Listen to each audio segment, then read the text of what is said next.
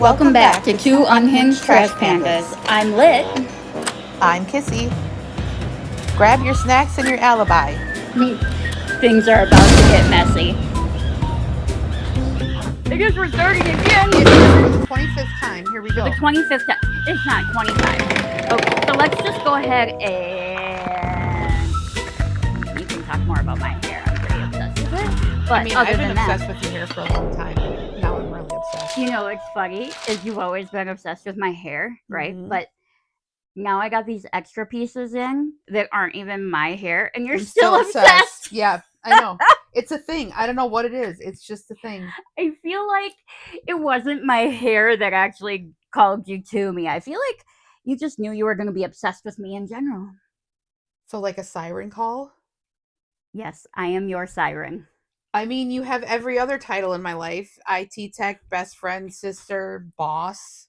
I feel like siren was the I next like one that. to come anyway. So yes, I will be your siren. Yes! Make my day. Well, I'm going to make your shit Well, crash. I know. Can we talk about my shirt though for a second? How it ties in with the trash chat one.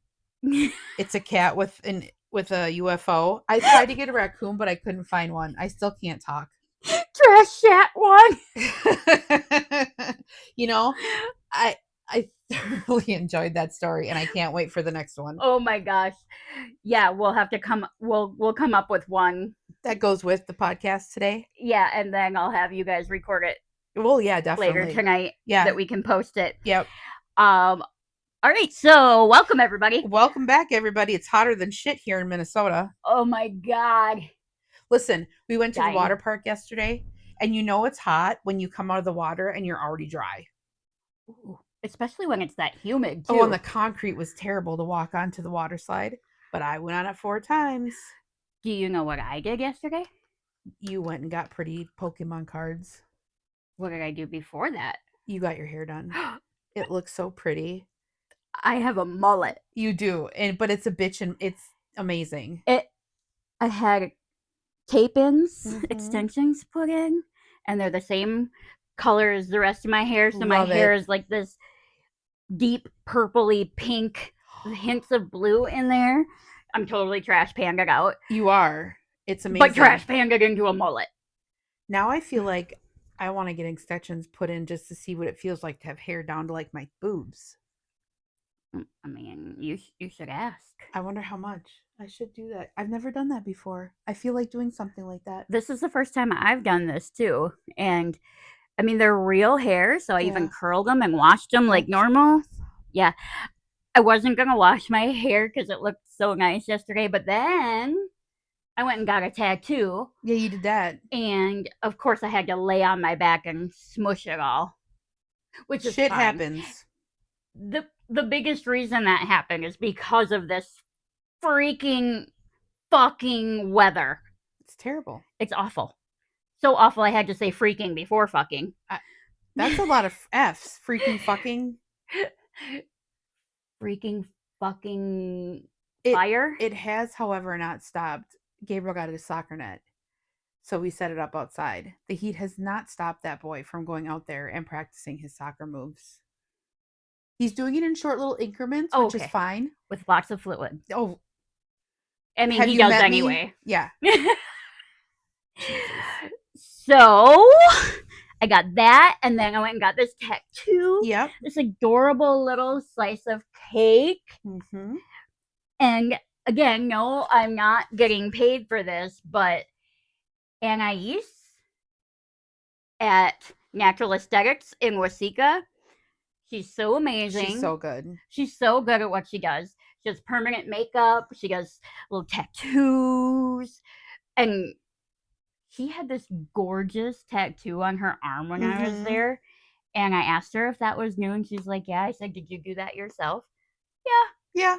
When I would love and it's to this be gorgeous, fine dot work, and you gotta see it. I should have taken a picture. I should just make an appointment and get a You tattoo. should make an appointment. You should get one. Not a piece. I don't know what I have to decide what I want to get though. You have a lot of choices. I got this tiny little slice of cake right next to my grandma's handwriting. Mm-hmm. And and this is for a memory for my brother-in-law's mother. Yep. She was my favorite cake lady. She always made the best cakes. That's May awesome. she rest in peace. Wonderful woman. Yes. See, what else we got going on this week? Well, I have many doctor's appointments this week. I feel like you always have that. I went to the chiropractor. You did. Kissy went to the chiropractor And I'm going for the back first time tomorrow. ever. Tomorrow She's going I'm back. I will go back as well. Yeah, well, you go all the time, but I'm new, so. I do. So this is big. It took a lot for us to get her there. She needed it. And it felt so good. She scheduled another appointment for this week. I did. I have the karaoke contest. Yes, you do. Friday. Everybody local that's listening to us, come hang out at the boxcar. Starts at 7:30. The contest starts at 7:30. Okay. The whole weekend is going to be fun there. Yeah. Because they have Montgomery Gentry. Oh, I'm sorry. Did I not emphasize gentry? It's very rare, well, except with Dylan, that I can be like in my head correcting the grammar and saying it out loud. But it's not grammar. No. It's just enunciation. It's so like for the rest of the day, every time I talk to her, I'm going to say caramel. Yes, she is. All day. Dylan can't say El Nino. He says El Nino. Power outage. And we move on. So, karaoke contest on Friday at 7:30 at the boxcar. If you could see my face right now. It's their boxcar bash weekend. We do this every year. It's amazing. So, karaoke contest Friday. Montgomery Gentry. Thank you. I feel better. Not that matters. But it's just Montgomery, right? Is Gentry the one that passed? I think so. Okay, so one of them is deceased, but still big for Wasika. I mean, that's... yeah, awesome. So 2nd year in a row we've had a nice big name there. It's awesome. So that's on Saturday. So big weekend here. It is supposed to be a little cooler on Friday. Actually, we're supposed to get some rain, so hopefully that stops early enough for all of this. So that's this week. That's what we're doing this week. Yeah. And I will be working at the club all week and doing my end of month. You are being Superwoman. Yes, I am Superwoman this week. News for anybody who hasn't seen our post. We're on YouTube. Yeah, we are. That's so weird. So weird. So if you haven't checked us out, we have a YouTube page. 2 Unhinged Trash Pandas, obviously. Is there really anywhere right now that we aren't? I don't think so. I think actually we are now anywhere people listen to podcasts. We are taking over the fucking podcast world. Well, I'm trying to get us out there for everybody. I know. You know, now that people are actually listening to us, I want everybody to be able to have access. I agree. To our wonderful podcast. I mean, if I do say so myself. I'm there with you. I really am. But the reason I really want to talk about YouTube is because we're putting little extras on there. Like, if you listen to last week's episode about Mr. Israel Keys. Yeah. Roxy and I wrote up a little story. Yeah, they did. For Kissy. And there's a video of her reading it, and it's hilarious. So if you get a chance, go check out the YouTube. We will be doing another story in that same style after this episode. I just have to write up the story. Just talk about what's going on in front of me here. Yeah. I have two outlines that are working. I have a map, I have my papers, and my phone is ready to go for dishonorable mention. Yes. All those things. She's set to go. This is her episode. I have my creeper and I have her dictionary word. And mostly because the dictionary word goes right along with my creeper. Which is funny. Which goes along with me. Yes. Yes. That was intentional. I know. She did not give me any insight into her topic today, other than, as we all know, it's Hitler assassination attempts. We did talk about this. We're going to go on a little journey today. We are going on a little journey. So let's go ahead and get started. Do your dishonorable. Okay. Unless you got something else you want to say first. No, okay. This is going to... Okay. Sorry. So the title is Man Locked Inside Kroger Overnight, Accused of Eating $11,000 in deli meat, donuts, and emergency cheese. In one night? Yeah, well, here we go. A Tennessee man who says he was accidentally locked inside a Kroger is under investigation after employees found him the next morning surrounded by empty wrappers, frosting containers, and what one worker called a crime scene made of crumbs. Authorities identified the man as Darren Whitlock, 52, of Smyrna, Tennessee. Whitlock told the police he went into the restroom shortly before closing and came out to find the store dark, silent, and empty. So he just thought, let me eat everything in sight? We're getting there. Whitlock claimed he had left his phone charging in his truck and was too panicked to search for a store phone. Investigators, however, noted that working phones were available near customer service, the pharmacy, and the manager's office. I got scared, Whitlock told the officers. When I got scared, I snack. Then the snacking got away from me. And here we go. Kroger's, now, this is excessive. Estimate Whitlock consumed and destroyed more than $11,000 worth of merchandise, including 18 pounds of deli meat. Oh my God. 9 pounds of cheese, 64 beef sticks, 11 rotisserie chickens, 38 snack cakes, 48 donuts, 37 candy bars, 12 tubs of potato salad, Oh my God. 6 family-sized bags of cheese, of chips, 4 sheets of cake, 3 jars of marshmallow spread, and nearly an entire seasonal cookie display. He also drank 22 cans of soda, 3 cartons of chocolate milk, 2 bottles of orange juice, and a jug of pancake near customer service. He didn't just eat, said one employee. He helped himself to half the store. The police are reviewing the security footage to determine whether Whitlock was overlooked by employees or intentionally hid before closing. The end. I feel like he intentionally did that. I feel like he did too, but that's a lot of food. I don't know that he intentionally did that to eat that much food. That's But fucking huge.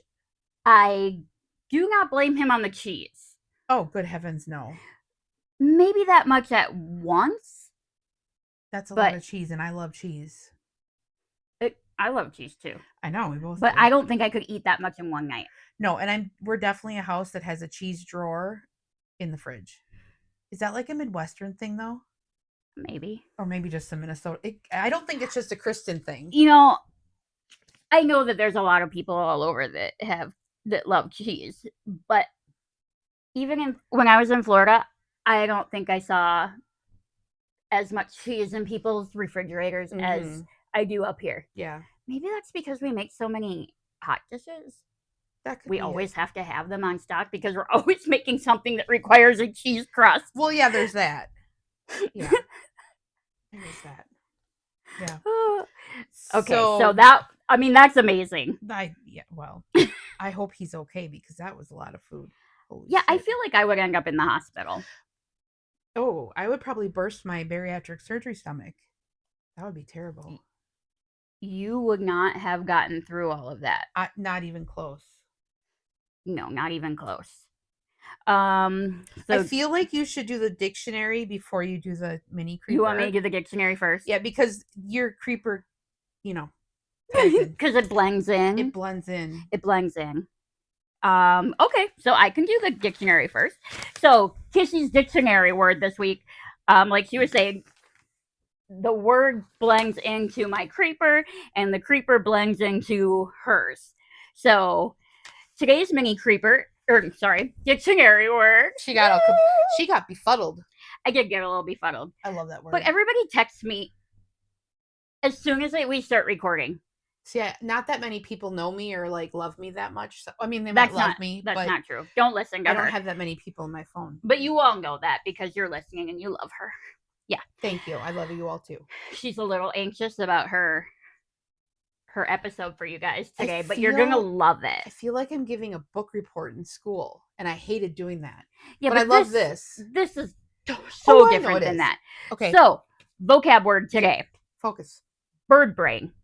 So technically 2 words, but they are one vocab.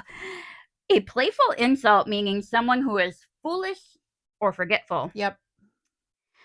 But ironically, birds are actually very accurate for guidance. They know exactly where they're going. Mm-hmm. And I think most birds are a lot smarter I think so too. than we give them credit for. I would say so. You can't really blame them for running into windows. No. They're so clean. They are. You never see them run into a dirty window. No, never. It's always clean. It has to be super clean. clean. Okay, so my mini creeper is Project Pigeon. Mm-hmm. So we're following right along there. And let me get started here. Let me find the right page instead of my outline. So this is kind of a what the fuck situation, really, because who thinks, let's use birds for this? I mean, they use birds in Harry Potter. Yeah, but Harry Potter is a magic movie. There is that. There is that. So it's the early 1940s during World War II, our whole topic today. Radar still in its infancy, Mm-hmm. and guided missiles don't yet exist in the practical sense. Really, because they don't have the radar. Right. So they desperately are trying to find a way to strike the enemy targets without radar. I mean, how do you do this? Yeah. Who came up with this idea, really? I don't know. So I'm going to tell you. Okay. And he's got an awesome name. I don't know why I love this name. B.F. Skinner. That is a good name. It's a strong name. I wonder what the BF stands for. Buttfucker? Bumfuck? Maybe. Like bumfuck Egypt? I love saying that. My puppy used to say that all the time. Go on. Benedict Fitzgerald Skinner? I don't know. Probably something long and fancy. Probably. And they had to shorten it with initials. Yeah. Like how people don't like to have to say Talitha. So I'm just Lit. I only call you Talitha when something's wrong or I'm like freaking out. It is. I hate it. I hate it when my husband calls me that too. Oh, yeah. And so what was he doing with these pigeons? So he decided, well, let me tell you who he is a little bit first. He's a Harvard psychologist, famous for operant conditioning and the Skinner box, whatever the fuck that was. I decided I didn't want to know yet, that because it for some reason feels like a whole episode. I feel like it should be. So once I look that up, if it's a whole episode, we're getting one. I don't care if it's not creepy, because that just sounds fun. So inspiration, he's just watching birds wheel through the sky, and he saw all these animals that seem to have like this biological just guidance computer built into them. So his conclusion, train the pigeons to guide the missiles, which seems ridiculous. It does. But if we don't try all these things, we wouldn't be where we are today. No, we wouldn't be. Yeah, so he trained these pigeons. So the setup here, a missile nose cone was divided into 3 compartments, each holding a live pigeon in a tiny harness.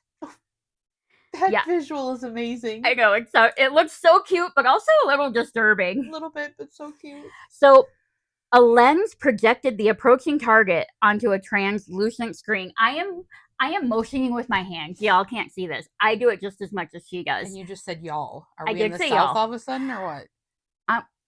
I've been singing a lot of country. You have been to practice to for the contest this weekend. So it's surprising how much country you've been singing. Normally, you're more little, Kelly and yeah.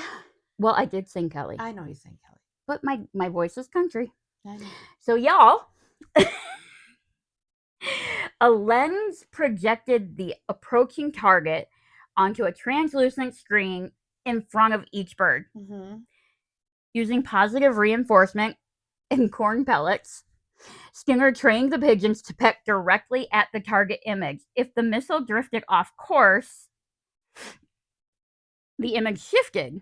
Pigeon pecked the new location, and their pecks controlled Their pecks.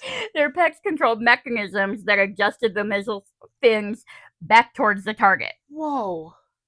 So then he exposed them to loud noises, spinning centrifuges, low pressure chambers. He wanted to simulate combat conditions for Makes them. sense. And they continued to peck accurately. Like it didn't bother them. Peck, peck, peck, peck, peck. Peck, peck, peck. Oh my gosh. Dead. So he presented the project to the National Defense Research Committee. Many, of course, were skeptical. They thought it sounded ridiculous, honestly. Lock that man up. But they still gave him $25,000 to continue the testing. Why not? So, I mean, that they knew they had nothing else at this point, I guess. Right, exactly. Demonstrations were surprisingly successful, but the military leaders ultimately decided to focus on rapidly improving electronic guidance system instead of animal guidance weapons. The concept briefly returned under the Navy's Project Orcon, or Organic Control, before reliable electronics ended the program permanently in 1953. So, I mean, it really wasn't that much later. No, it wasn't. But they never officially used them. Oh. But they did do a lot of research into it, and I think it would have worked based on the research. I think birds are pretty goddamn smart. They are smart. I think every time they're ready to go away for the winter or whatever. How do they do like that? And they line up perfectly in formation and move with each other exactly. They have a biological they do. direction. That's so crazy. They know where they're going. So, I mean, this is a 5 what the fuck? But as far, I mean, it's definitely not a creeper. No. From everybody else's perspective, I'm sure the dipshittery was off the scale. Dipshittery.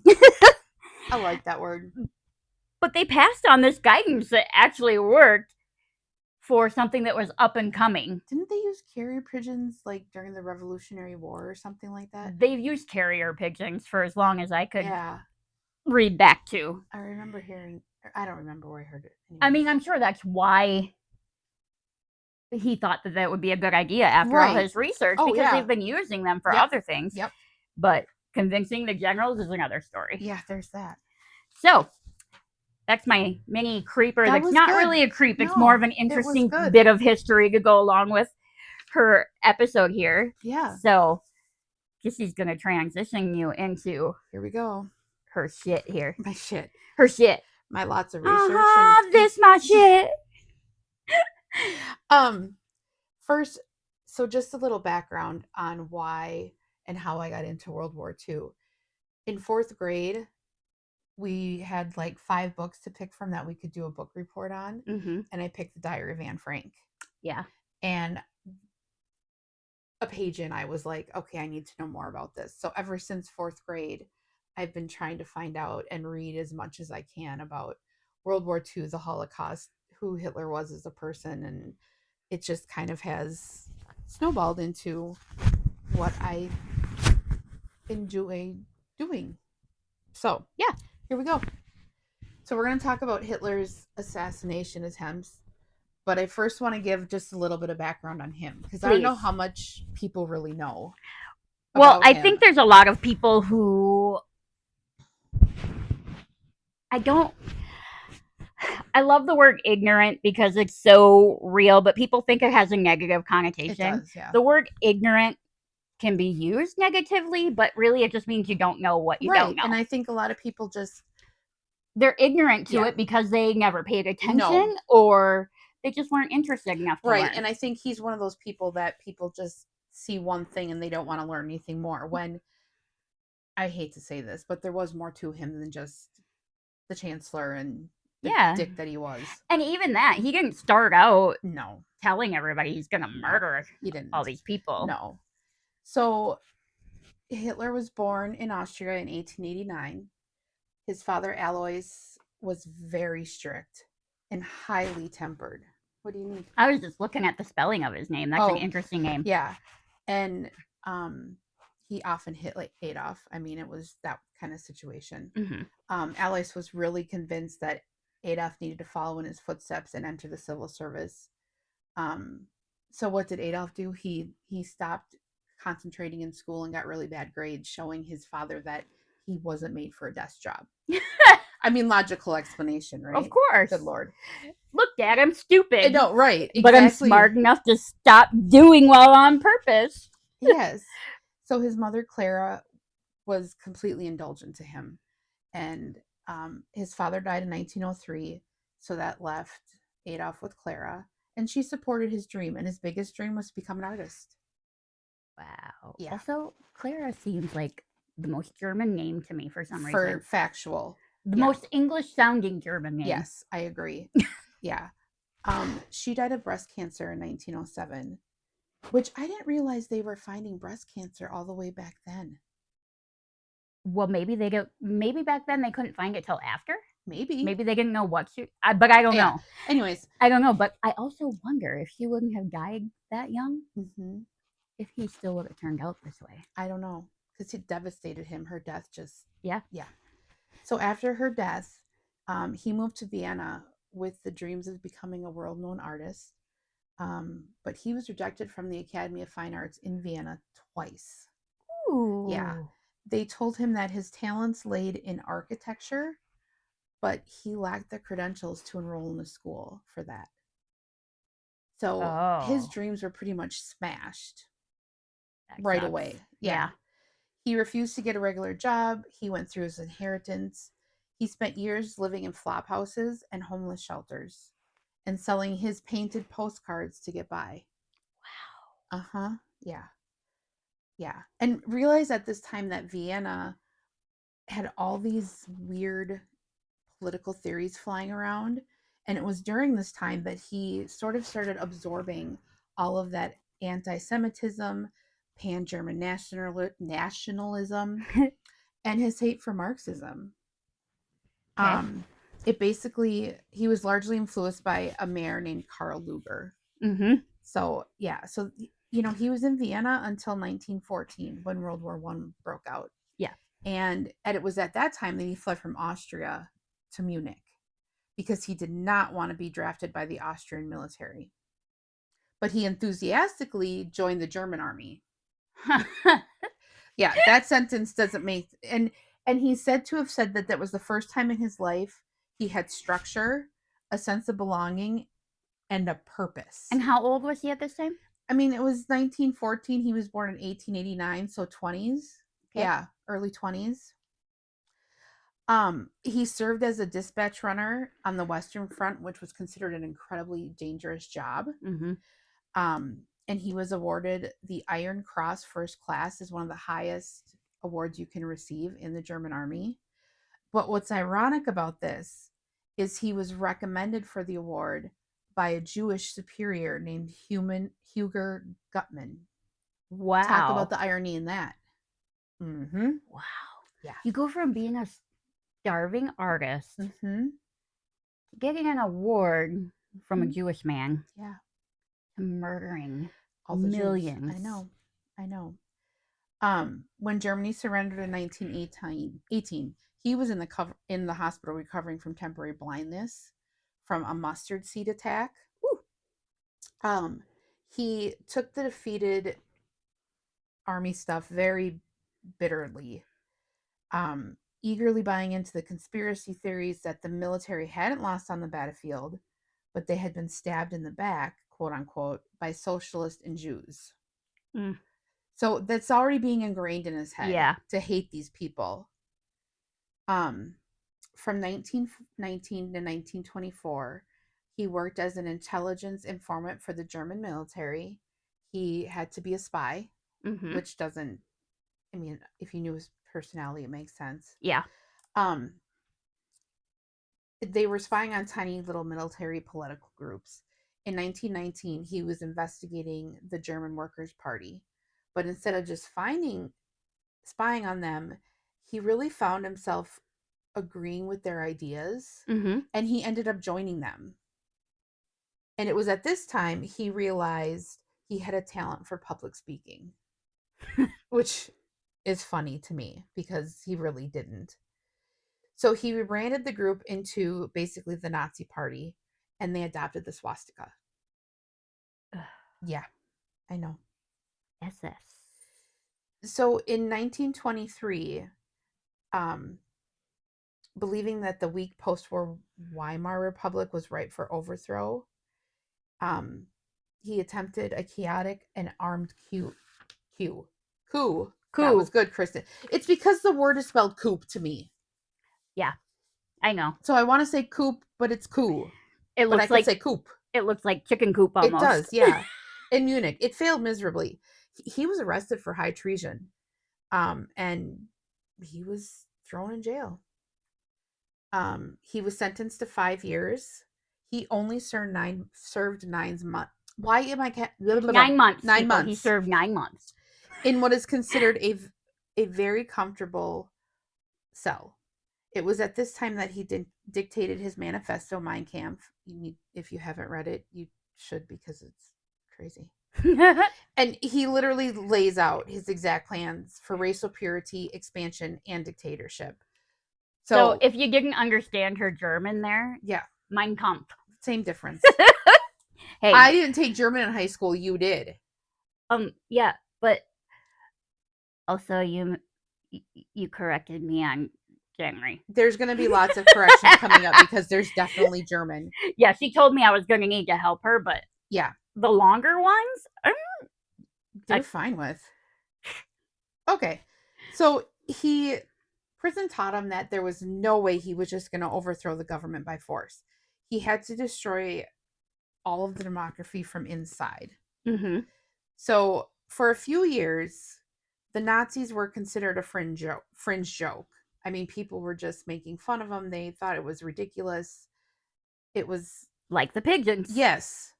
But when the economy collapsed in 1929, Germany was hit the worst. Millions lost their job. And Hitler really capitalized on the desperation of these people by using modern propaganda. He bought flames. That's not what I meant to say.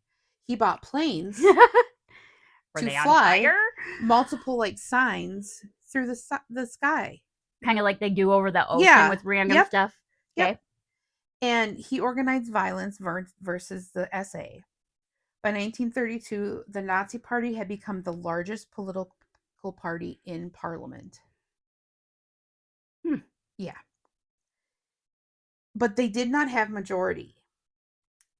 On January 30th, 1933, President Paul von Hindenburg officially appointed Hitler Chancellor of Germany, and within months, he would disassemble the Constitution completely. I feel like he did with the German people what he attempted to do with his dad. I think that's a factual, and yeah, I agree with that. Yep. So, I don't know if you've heard of the Munich Agreement. I've heard of it. Okay. So, it's considered one of the most infamous disasters in world history. It was also the turning point because it represents the exact moment Western allies tried to satisfy a monster with a compromise. So, to set this up, it's 1938. Hitler is looking to expand Germany, and he's turned his attention to Czechoslovakia. Okay. Specifically, this mountain border region, Sudetenland. I'm not saying that right, but it's close enough.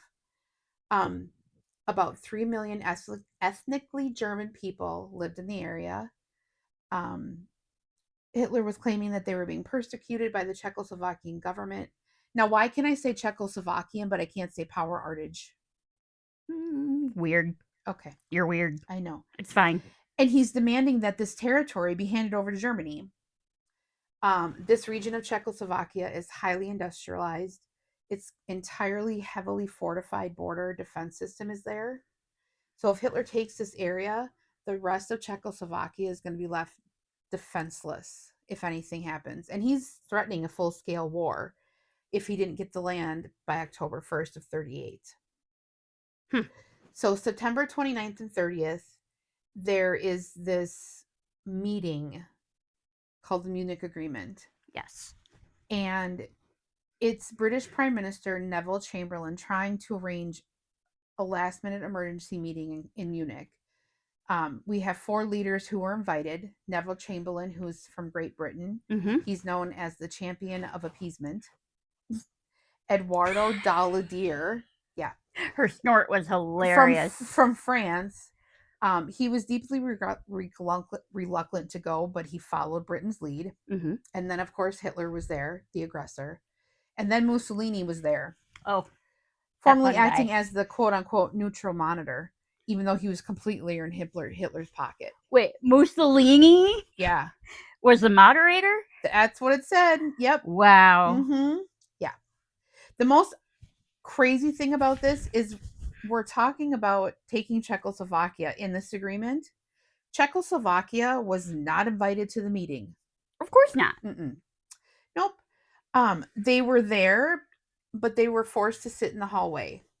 The Soviet Union, who had also had a defense treaty with Czechoslovakia, was completely excluded. I mean, how are we not seeing what this man is already starting to do? Okay, right, he's already telling you who he is and what he wants. Yeah. So Britain and France gave Hitler exactly what he wanted. They signed the Munich Agreement, forcing Czechoslovakia to cede the land to Germany. In return, here we go, Hitler signed a random piece of paper promising that this was his last territorial demand in Europe. Nice. That he had no desire to take the rest of Czechoslovakia or start a war.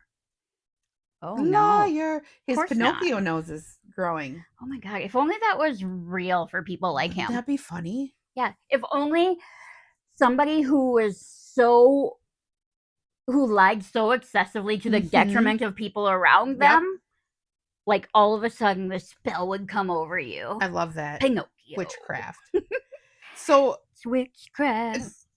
Britain's prime minister flies back to London. He stood on the tarmac and declared to a cheering crowd that peace was for our time. We are good. Nothing is going to happen. Oh, like today? Yeah. It's all peaceful. Yeah. The peace lasted less than 6 months. I thought you were going to say 6 hours. Well, honestly. I mean, that would make more sense, right? So in 1935, Hitler broke his promise, realizing that Britain and France wouldn't fight. Germany troops marched right past the strip defense and invaded the rest of Czechoslovakia, wiping it off the map. By taking Czechoslovakia without firing a shot, Hitler gained massive factories and enough advanced weaponry and tanks to equip 25% of the German army. You said tanks, not taints, right? Tanks. Okay, just making sure. Yes. I heard taints. No, I said tanks. I know I'm having issue. Maybe I just wanted to say taint. Maybe you did. Maybe you did. The failure in Munich convinced Hitler that the Western Allies were weak and quote-unquote worms. Worms? Yeah. It paved his way to sign a non-aggression pact with Stalin and invade Poland on September 1st of 1939, which officially started World War III.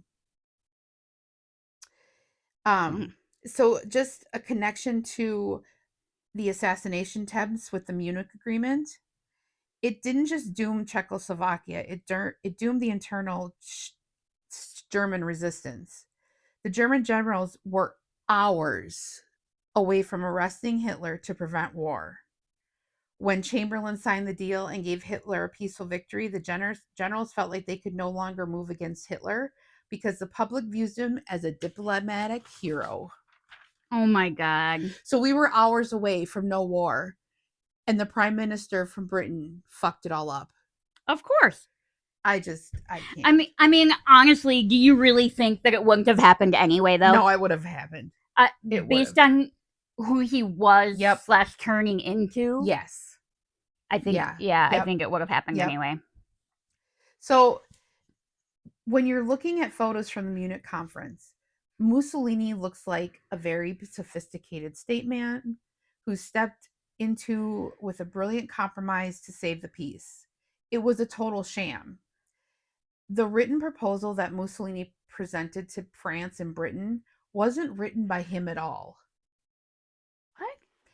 It was a total sham. It was written the night before by Hitler's staff, and they drafted the entire text in German, outlining Hitler's extreme demands. They then secretly passed it to Mussolini, who had it transferred into French and English. Oh my god. And Mussolini walked into the room the next morning, pretending that room was his own. He sat across from Hitler, acting like he was reluctantly agreeing. Meanwhile, he got Chamberlain and Daladier from France to completely fall for the whole thing. Wow. Yeah, so we're talking a lot about a back scenes bullshit going on here that I don't know if a lot of people know. So, I have a couple side notes that I just want to that kind of add in a little bit. So, before Hitler took power, he heavily relied on Ernest Röhm and the SA, which was a brutal paramilitary force. And they were millions of working class thugs who beat up communists and guarded Nazi rallies. Rome was actually a friend to Hitler, or so we're going to go with that. We're going to go with Yeah. that. By 1934, the traditional German military elite refused to back Hitler if Rome's massive, chaotic street army kept running around. So, over a single night or weekend, we get the Night of the Long Knives, Okay. which Hitler turned on his closest allies. He personally went to the hotel where Rome was staying, arrested him and hundreds of his loyal followers, and executed them without a trial. So we're already killing people for no reason. In 1939, Hitler invited the aging and frail president of Czechoslovakia, Emil Hathaway, to the Reich Chancellery in Berlin. This really just pulls at my heart. Sorry. He made the frail president wait until 1:15 in the morning to see him. When he was finally let into the office, Hitler informed him the German military was invading Czechoslovakia at 6 a.m. He handed him a document to sign surrendering his country. If he refused, Hitler stated Britain would unleash the Luftwaffe. Did I say that right? Luftwaffe? Yep. I think so.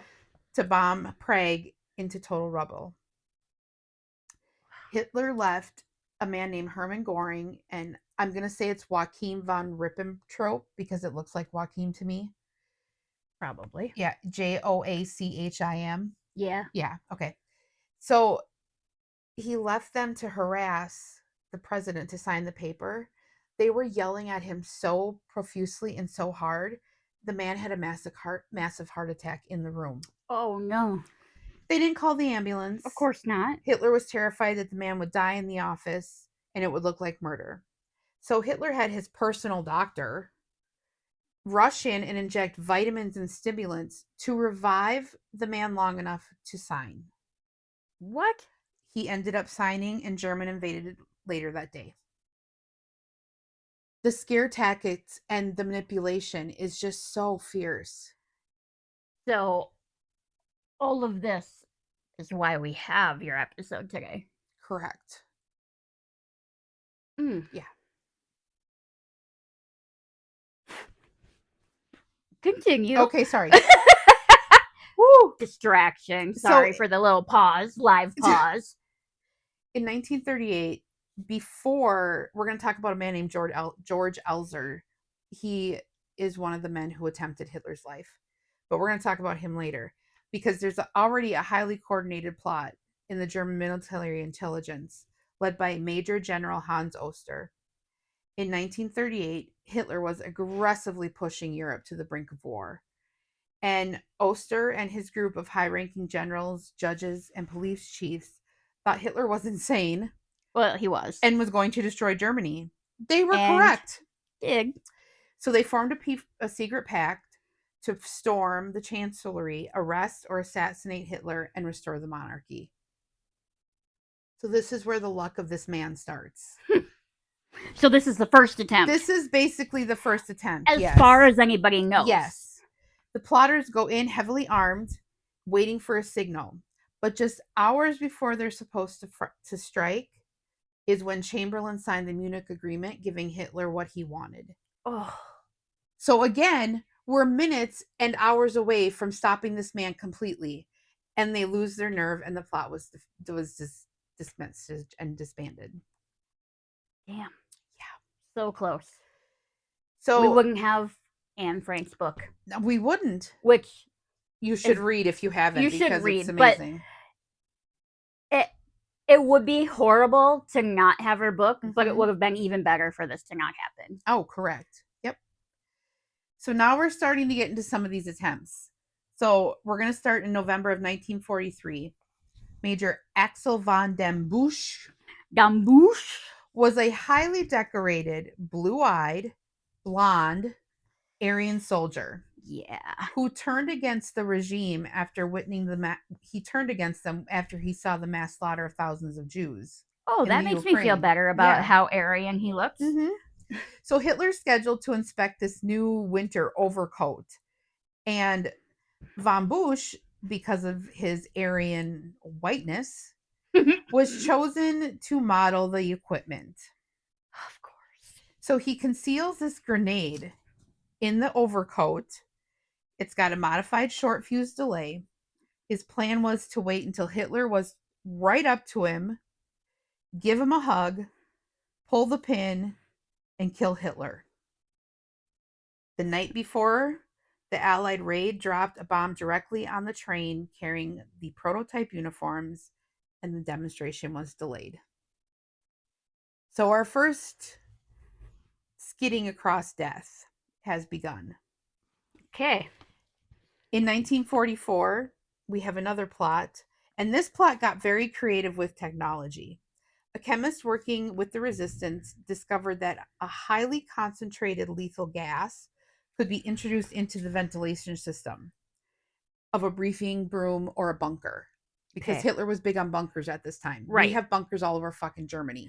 Honestly, he ends up having bunkers all over the fucking world. I know. Like, there's a show called, was it like Searching for Hitler or Finding Hitler or something? Hitler. It's on Hulu. It's very good. And it's recent, where they basically travel all over the world to see if maybe Hitler really did survive. Yes.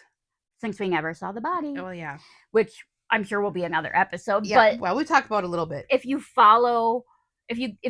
watch that movie, they follow him or Heinrich Himmler to Argentina, and they find bunkers there, and it looks like they were just living amongst the Argentinians. Yeah. So the plan was to substitute air filters with chemical capsules that would rupture when the heat of the bunker's ventilation system reached a certain temperature, filling the room with the gas. Well, Hitler's paranoia worked against them. He hated stuffy rooms and drafty air, so he had demanded that windows were often left open and that the meeting was moved from the bunker to an open-air room outside. So that plan was scrapped. Another side note, Hitler's awareness of these plots shifted drastically as the years went on. Early on, his inner circle was keeping all of the information from him about what was going on. By the end, he was aware of them all, and it consumed his mental stability. Just thinking of the psychology of how he handled the reality is fascinating, because he completely crumbles. Even though he's acting like he's not. Yeah. He's behind the scenes so paranoid. I'm pretty sure if you looked at him the wrong way, he'd think you were trying to kill him. And you probably were at that time. Yeah. I mean, even now, I can't say that I wouldn't look at him and be like, I kind of want you dead, but I'm not going to do it. Right. I mean, there's a few people that I feel that way, that I wish they weren't here, but never gonna take care of it myself or ask anybody to. That's just silly. It's just silly. Like, human life is precious. It is. Whether you love somebody or whether somebody should not have this kind of power like he had. Yeah. Like, as awful as it is, at the same time, it's like, we need to live these experiences out and let them happen to shape our lives. I agree. No matter how horrible they are. It's not like we can go back and change it. No, we can't. No matter how many times people make a time traveling movie or show. I don't like time travel. Like, it makes me confused more than I already am. But did you ever watch, was it 11, whatever, the day that JFK was shot. Yeah. Um, there's a book Mm-hmm. with that title. Is it Stephen King? Might be. Anyway, they made a TV series into it. It was phenomenal, but it kind of shows you how awful things could be Yeah. if you were able to go back in time Mm-hmm. and change what happened. Yep. You never really know what the outcome would have been if that person never existed. Mm-hmm. Right. So before the war, Hitler was very casual about his personal security, and this ties into all these attempts. He frequently drove in open top cars and walked through crowds. Um, when early plots were being discovered by the Gestapo, like Ludwig Abner's poison letter or Maurice Bavard's sniper attempt, the security often kept the details secret. They didn't want to look incompetent and they didn't want to feed into his fear that was growing. Hitler knew he had enemies, but he dismissed them as cowardly fringe political radicals, not really giving them any thought of, like, oh, well, you might try and kill me. I mean, it's just, you think about it, it's just crazy. Right, it is. Yep. So there's another attempt on his life that I'm going to talk about, which is one of the bigger ones. But this attempt shattered his sense of security completely. Seeing the devastation in the room he had just been standing in deeply shook him. I can't imagine this man feeling things like that because he's a total psychopath. Sociopath? Same thing, same difference. Same difference. I'm just thinking. Yeah. So as that the murder. night goes on, his awareness wasn't just peaked, it turned into this fanatical certainty. He openly spoke to his inner circuits about how providence, fate, and higher power was saving him Mm-hmm. because he was destined to lead German to victory. Oh, And he wanted the German people to see and think that he was invincible. Can we say narcissist? narcissist. Yes, I know you can Even say with it. my lisp, I can say it. I know you can say it. Yeah. So as the war turned against Germany, Hitler became deeply suspicious of even his own generals. He knew plots were being thought up, even though he didn't have specific names. Of course. So this awareness manifested him into extreme erratic security, making planning assassinations almost impossible. He changed his schedule. He stopped publishing his itineraries. He would change times of meetings. He would cancel the meetings. He would travel in different routes at the last second. He was super paranoid. Yeah, he basically withdrew from the public, spending times buried in his bunkers, heavily guarded, just staying there with his vetted inner circle. I mean, he had reason to be paranoid. Well, I mean, he truly did. But he caused that reason. Yeah. So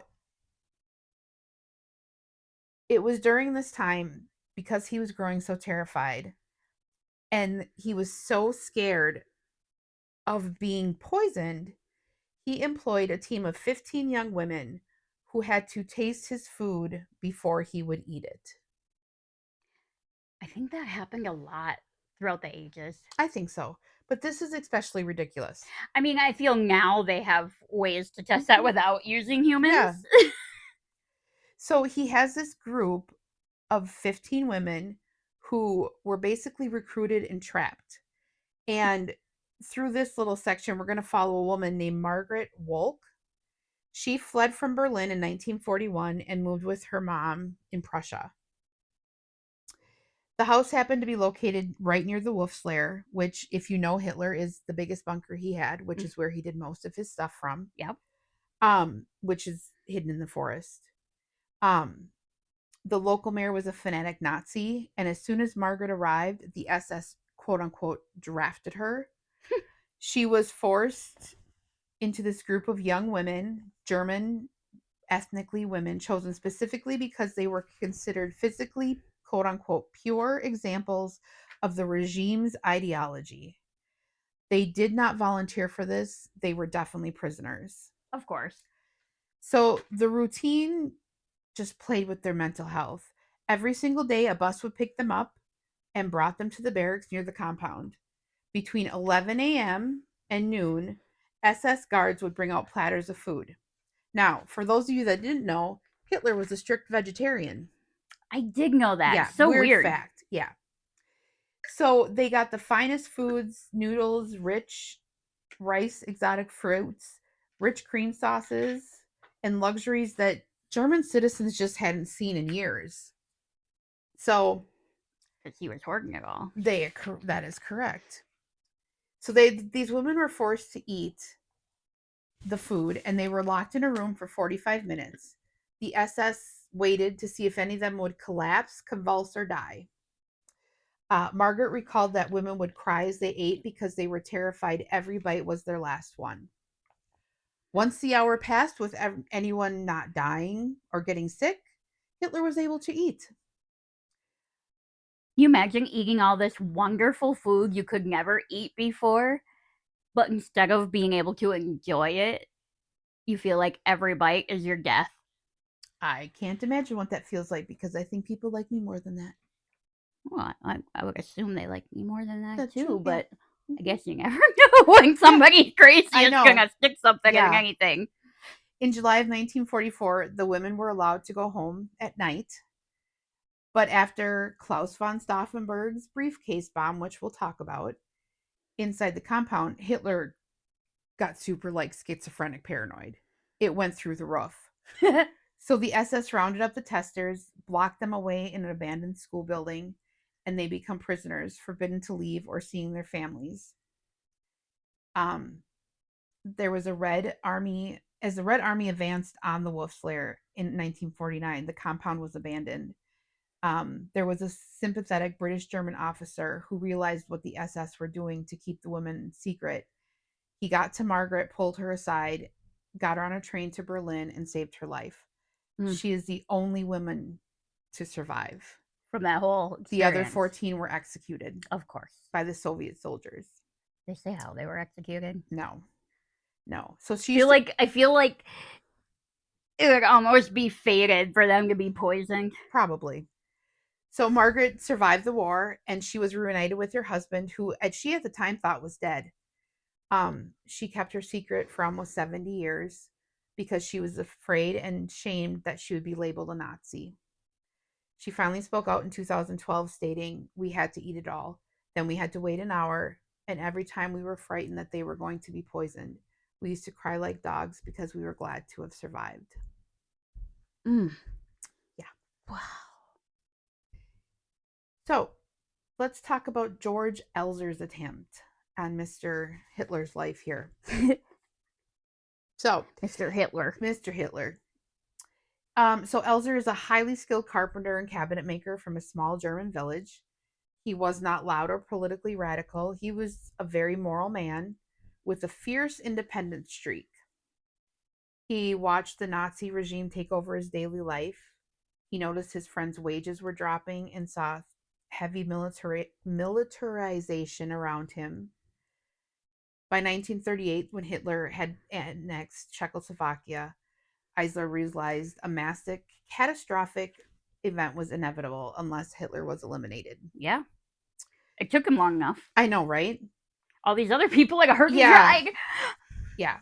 So in November 8th, Hitler was supposed to give a speech at the beer hall in Munich, the Burger Braukeller, honoring his 1923 coup attempt. Yeah. Elzer visited the beer hall in 1938 to scope it out and realized security was incredibly lax.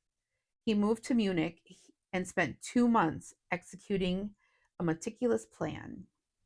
So after he moved to Munich, every night he went to the beer hall for dinner, and before closing time, he would slip and hide in a broom closet so he could stay inside the hall.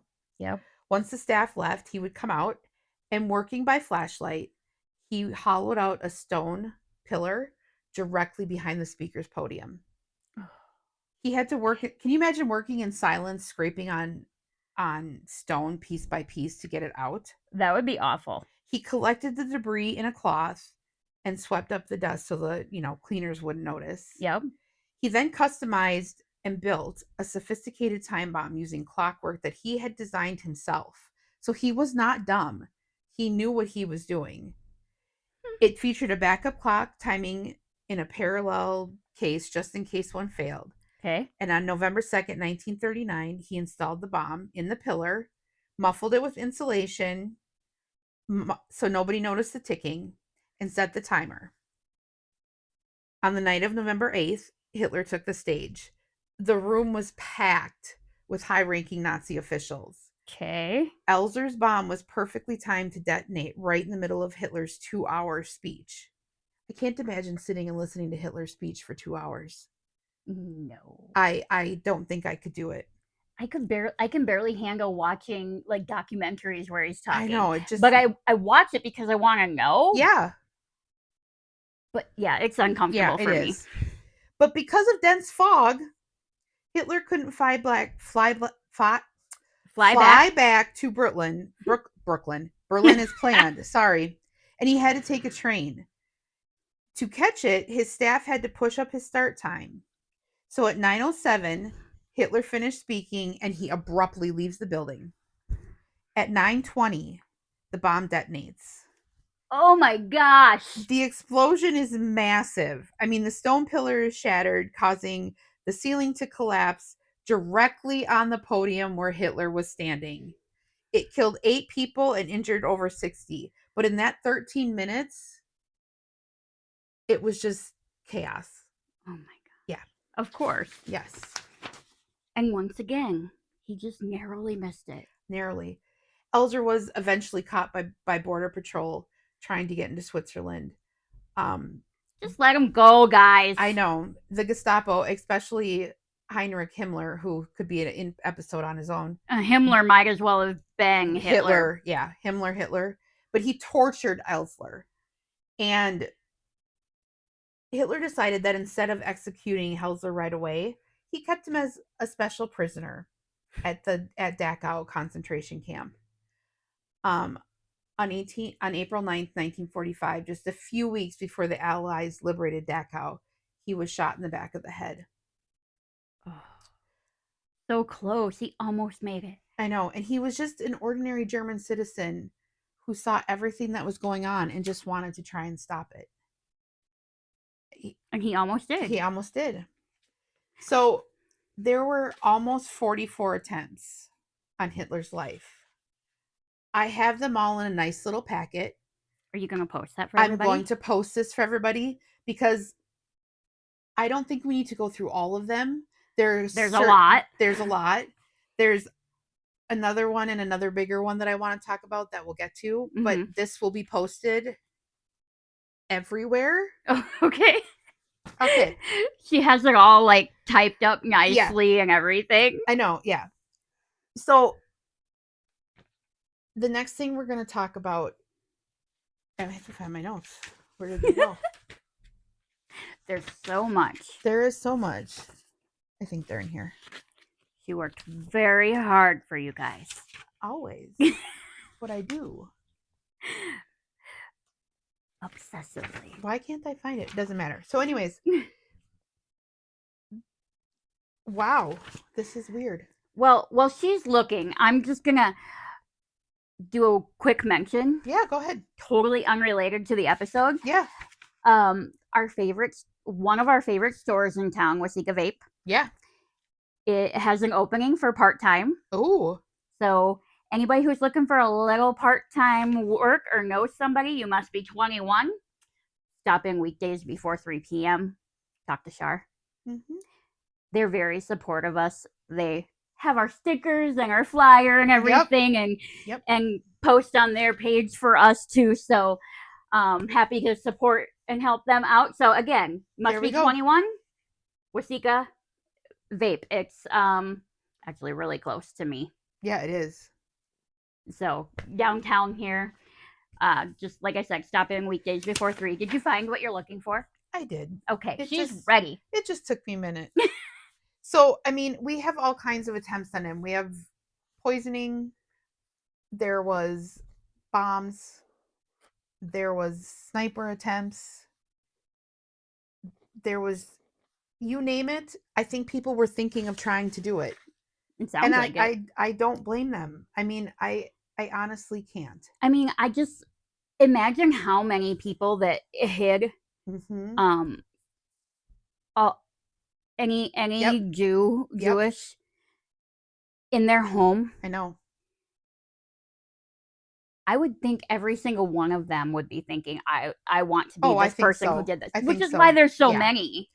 So another good one that I kind of find interesting is in March of 1943, a Major General Henning von Treschkow smuggled a package disguised as 2 bottles of brandy onto Hitler's personal transport. It was poisoned, Of course. but because of the extreme subzero cold temperatures on the plane, it froze. Brandy? Yeah, it was so cold that it froze. So cold that it froze liquor. Yeah. So we couldn't do that one either. I feel like their alcohol must have been weaker than what we have Yeah. now. So I think the biggest one that everybody knows about is probably Operation Valkyrie. And this was with Colonel Klaus von Stauffenberg, where he placed the briefcase under the table. With plastic explosives, they were at the Wolf's Lair. Another officer accidentally knocked the briefcase behind a massive heavy oak table just minutes before it's exploding. How? I know. So the wooden leg deflected the blast, leaving Hitler with only minor burns and a burst eardrum. And what happened to him? Who? Stauffenberg? Yeah. Oh, he was executed. Everybody involved in the Valkyrie operation was executed. Lined up and shot. Firing range. Yep. So there's a phrase that they were using that the devil has all the luck. Which, I mean, it makes note. Especially in this case, I know. He was the devil. He was completely. He was the devil. Yep. In human form. So I want to talk about his car. His car. Okay. So as the years went on and the attempts continued, he just became more and more paranoid, of course, about everything that was going on. I think anybody would. Yes. But if you're that paranoid because that many people are trying to kill you, you think maybe you're doing something wrong. Yeah, maybe. You would think he would realize that. Yeah. So he had this Mercedes-Benz. It had floor-to-ceiling armor plating in the doors and a sheet of metal that could slide up behind the back seats like a shield to protect his head. JFK should have had that. Yes. The windshield and windows were made of 3-layer, 1.2-inch thick bulletproof glass. During a street drive in Munich, a lone attacker trying to kill him shot at the car, and the bullet didn't do anything to the window. It barely pierced the window. Wow.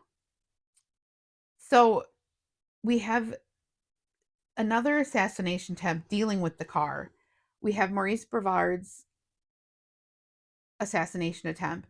He was a Swiss theology student who tried to shoot him at a parade, but he got blocked.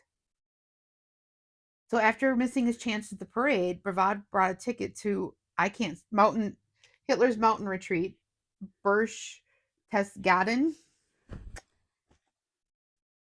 Berchtesgaden. There we go. Probably. There's probably supposed to be the dots over that. Probably there. I still didn't say it right, I'm sure. He managed to get a meeting with Hitler by pretending to be a Swiss journalist with a letter of introduction. But right before the meeting, Hitler suddenly changed his plan and left. Maurice ran out of money, bought a ticket to Paris, but was caught by the conductor because he didn't have fare. The police searched him, found the gun, false press credentials, and handed him over to the Gestapo. In 1941, he was guillotined. Oh my God. Yeah. Yep. So there's all kinds of myths that are out there. There were rumors that Hitler was using a body double, and that's why he was surviving the attempts, because he actually wasn't there. The most famous alleged double man was a man named Gustav Wehler. But the Soviets claimed to have found his body in a garden in 1945. So most people thought that it was definitely Hitler making these appearances. So his car actually also had this thing in it where it would raise him up so that he's always higher than whoever was in the car with him. Is that because you wanted to feel like a big man? Well, I think there's that. Yes. Yes. I would concur. Yes. I'm wondering, there's so many of these people that end up having body doubles, Mm-hmm. especially people in positions like Yep. him, because Yep. Saddam Hussein Yes. and his kids also had doubles. Yes. Like, there's even a movie I know. with Dominic Cooper, who I Yeah, love, he's great. based off of one of Saddam Hussein's son's double. Yep. And it makes me wonder, are they the problem that they need a double?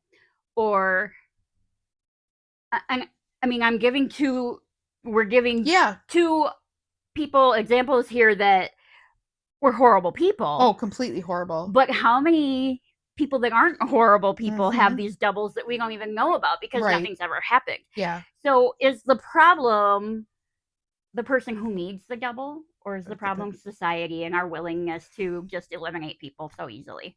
I think it's probably a combination of both. Yeah. I really do. I mean, obviously, we know you and I aren't going to just eliminate Well, somebody no, so of course easily, but not. there's a lot of people who are willing to Mhm. just pick up a gun or Yeah. something and take care of what they consider a I problem know. It's themselves. just I mean, otherwise, we wouldn't even have shit to talk about No, here. we wouldn't. It would all be like ghost stories Yeah. and stuff.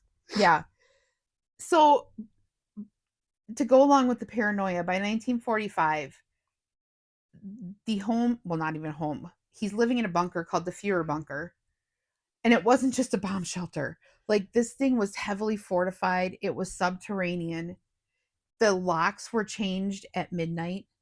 Any intruder was basically shot right away because he was so paranoid of all these assassination Like attempts. every night at midnight they were changed? Every night at midnight. Like entirely new locks? Entirely new locks, entirely new passwords. Wow. Yeah.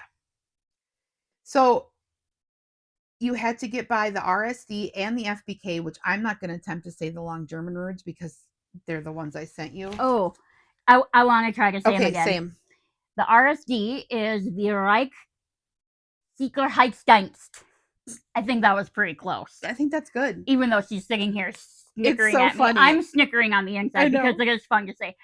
Like, German is just so fun to speak. Yeah. Or to attempt to And I feel speak. like you always need to yell. I feel like that with Russian. Yeah. But I feel that we are also always yelling. We are. We just don't notice I know. it as much. So what's the The second one, the FBK, is the Führer Begleit Kommando. There we go. Very good. The second one was a little easier. Yeah. So the FBK was the only armed personal guards allowed in the deep part of the bunker. Even if you were Begleit Kommando, that makes sense to me now. Even 5-star generals and Heinrich Himmler himself, you had to surrender all your firearms before you could even go near Hitler. So, what did they protect him with? Well, I'm assuming they had guns, but so you weren't allowed. Yeah. I thought maybe they are all trained in martial arts or something. Maybe, like I don't know. Like Japanese police officers, they're all trained yes. so that they don't have to use guns. Yeah. Which is amazing. Yeah. So the bunker is split into two levels. The upper level, which is the Vor bunker, which is the kitchen supply kittens. I wonder if he did have kittens. Oh, he did not have kittens. Quarters for the staff. The deep lever, the Führer bunker, was under 8.5 meters of solid reinforced concrete. He probably did have a cat. Probably. Cats are bitches. I know. Every time there's an evil guy or woman in a movie, they always have a nasty cat. Yeah. Okay, so we're cat ladies, bitches. Clearly. So, along with all these assassination attempts, the end of the war is super close. And on April 30th, 1945 was really just kind of the weirdest paranoia day of them all. On April 29th, in the middle of the night, Hitler married his longtime mistress, Eva Braun. Inside the bunker, Hitler had received cyanide capsules from the SS, but was paranoid that they were fake or had been tampered with by traitors. To test them, he made her go first. No, he gave them to the dog. Oh my! And the dog died. Yeah, the dog died horribly. horribly.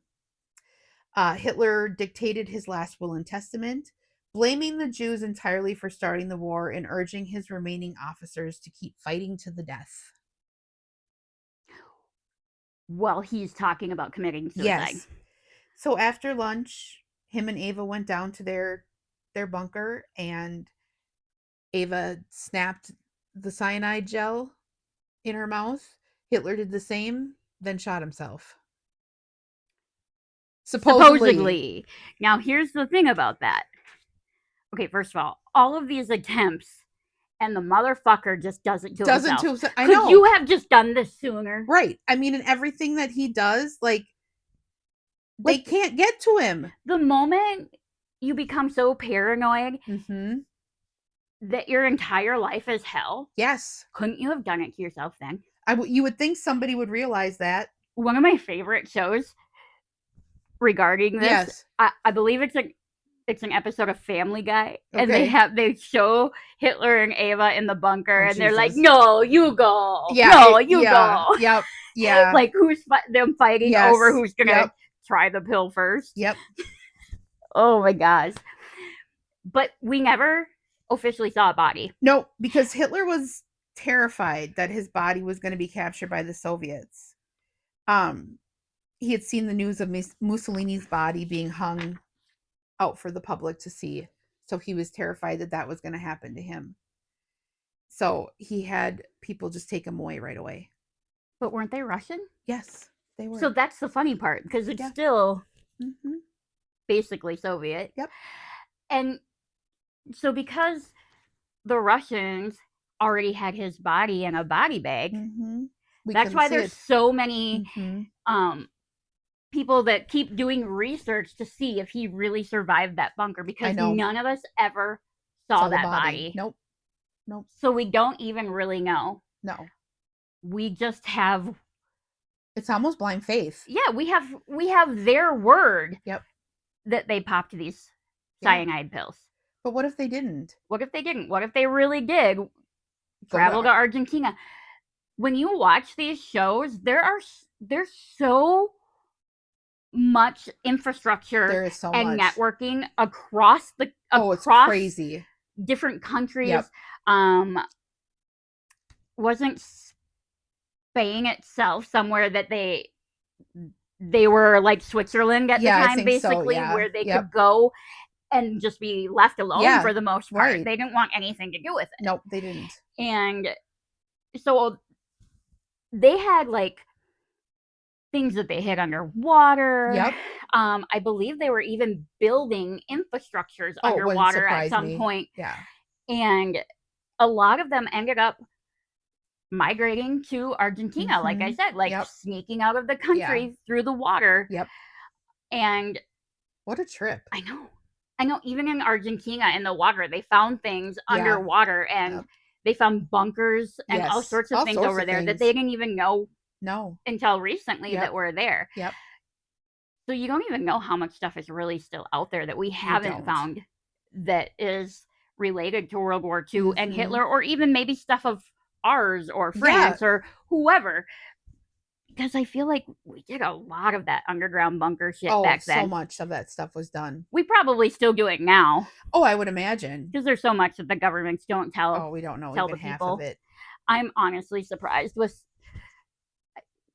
We need younger presidents. We do. And I say that not having to do with liking or disliking, not being political at all. Just, it feels like one of these days, one of them is going to be so old and senile that they're going to let all the secrets slip on TV in one of these.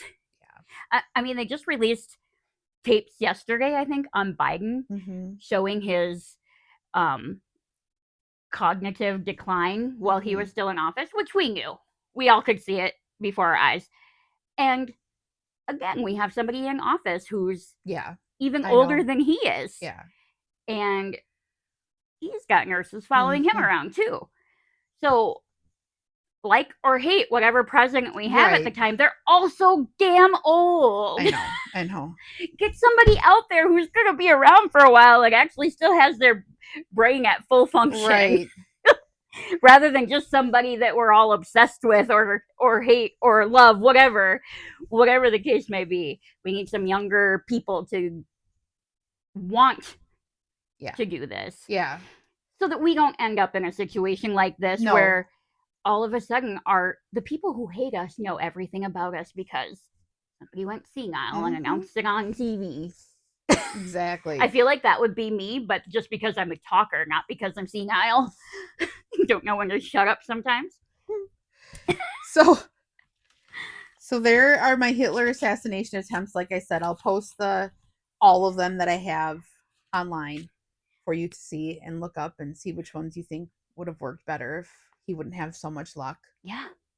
I mean, I give this a Trash Panda assassination fail of 100. I agree. I agree. It's yeah. Thank you so much.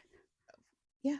That was fun for me. It was fun hearing about all the people who attempted I know, this. and we have other World War II episodes coming up, and I'm excited to do those. Possibly one every season, I think so. maybe. That would be good. At least one. Yeah. And I have to tell you real quick. What? So a few weeks ago, yeah, I already told you this. My cat Hinode was sitting on the counter in the bathroom, and I walked away knowing he was going to drop something. Well, he's a cat, so of course. So I sat down on the couch, and as soon as I sat down, he knocked it on the floor. Because cats are assholes. Yeah, sometimes. And it was one of those electric shavers for Brian's head. Yeah. So of course there's hair inside, and the lid goes. And I'm in the bathroom cleaning this up off the floor. Yeah. And I hear what sounds like running water. And I look up, and Hinode is pissing in the toilet. I mean, I know you're convelling over it. It's not a bad thing. No, it's an amazing thing. And I had not partaken in my nighttime medicine yet. Yep. So I know I was clear-headed. Right. Do I know I wasn't imagining it? No, but I am almost positive I wasn't. And when he was done, he turned around and looked at the water with his paw up like he was going to cover it up with litter. Oh, I'm sure. And looked super confused. Yep. So I grabbed his paw and helped him flush. Yes. And then he just jumped off like whatever. That's hilarious. I mean, I know cats follow you into the bathroom all the time. Yeah. And I know he follows me, and maybe he just wanted to hear if that's where that sound came from. I don't know. So last night, he's following me into the bathroom again while I'm checking out my sexy hair in the mirror. Yep. And he puts his front paws up on the toilet, and my husband is there, and I said, I really want to see somebody else see this happen. Yep.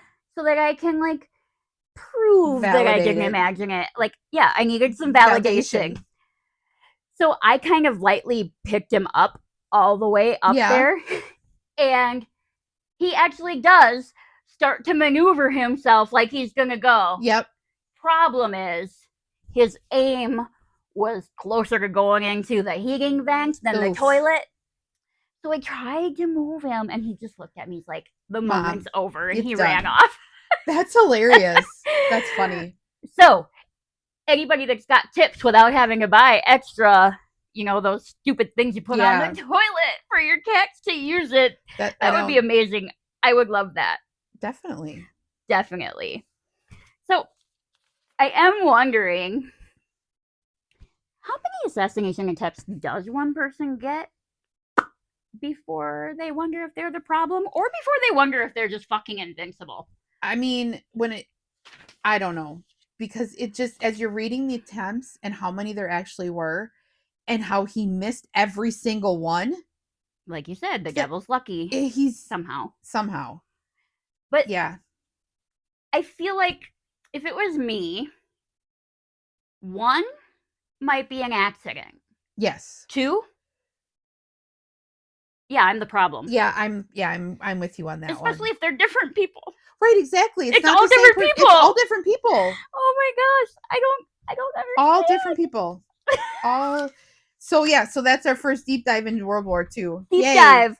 Thank you. That was super fun for me. Good. I'm glad. And plus, you got to talk more. I just got to talk shit. I know. That was fun. That part was my super fun for me. anxiety is still super high though, so you're fine. I'll feed. Next week. Yeah. Is my episode, so she gets a little bit of a break. Does that mean I've stopped researching? No. Not She's at got all. too much almost. She doesn't. It's helpful, but it also makes it harder to decide each episode because we're. Yeah.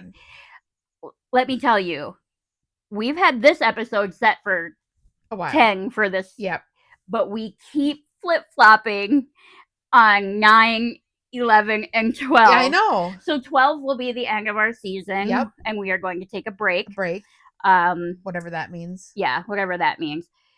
And in the meantime with that, we actually got our tickets. To go see the new Jacob Butterling documentary. I'm all convulsed about it. We both have Dear Jacob, the book by Patty. Mm-hmm. I have the hard copy already for her. And they have pictures in there. Yep. And I was looking through the pictures and it hit me even harder because there's a picture of Patty in there with Callie Jo Larson's mom. Yep.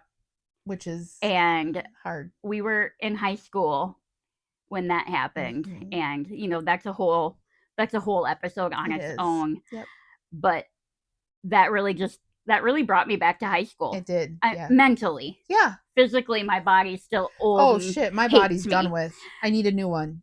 So we're really excited about that because Patty and her husband, Jerry, will be there on a panel, and Jared. And then Chris Newberry, who did the documentary, will actually be there also. Yes. So we don't know if we actually are going to get to, you know, like take pictures and stuff with them. It would be great, but it would be. We are planning to give Patty a little Trash Panda gift bag. Yep. So we will be doing an episode probably soon after that because we want to keep it fresh, but we want to give you all sorts of information on it and just be as thorough as we can. Yeah, exactly. It's extra important to us. It's Minnesota. It's Jacob, and we all, a lot of us, I should say, grew up during the aftermath of that, and I know I can speak personally how my life changed after that. Yeah, and you know, after that happened, I know my life didn't change drastically here, but I felt it all the time because St. Joe is a small town too. Right. So we don't want to talk too much about that because we're going to obviously have an episode, but we're really excited that even if we don't get to go up and say hi to her, we're at least going to try to prepare like we get to. Yeah. And so we're really excited about that. But next week, my episode, and I'm not going to tell you exactly what it's about, but it's an old one. We're going back to the 1800s. I'd say a little levity, but only because it's so old. I would hope that this wouldn't happen anymore. I mean, we all hope but it still could. Anything can happen. Anything can happen. Anything can happen. So we're going back to the 1800s. Probably going to be a little bit bloody next week. Probably. But it's the 1800s, and there's going to be some stupid shit in there too. Stupid to us because I'm excited. We've never been through that.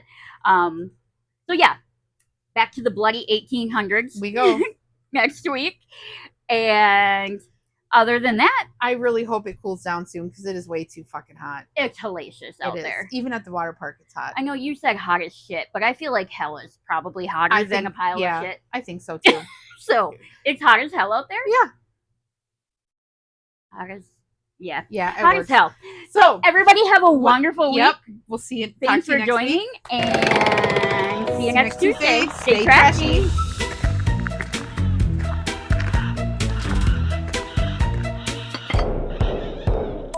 Die finanzielle Lage des Reiches droht in jedem Augenblick zum Zusammenbruch nicht nur des Staates, sondern auch der Länder unter Gemeinden zu führen. Das Entscheidende aber war Folgendes.